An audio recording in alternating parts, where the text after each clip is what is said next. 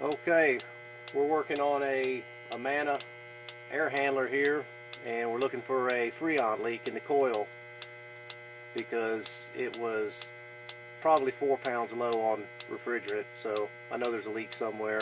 So I've got my H10G electronic leak detector out, and we got the access panels off the air handler here. That's the coil exposed. It's a copper coil, which 99% of copper coils have leaks in them, so it probably has a leak. So here we go with it.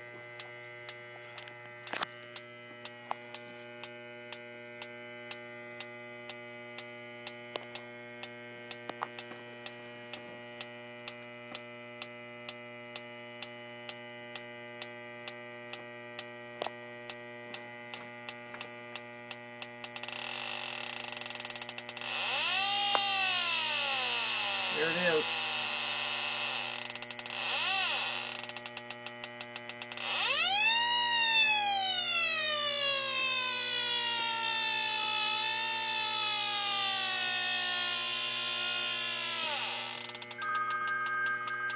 Okay, so we found the leak. That's the first step of the service repair, and this is part one. Part two will be a new aluminum coil install that we're going to be doing on it.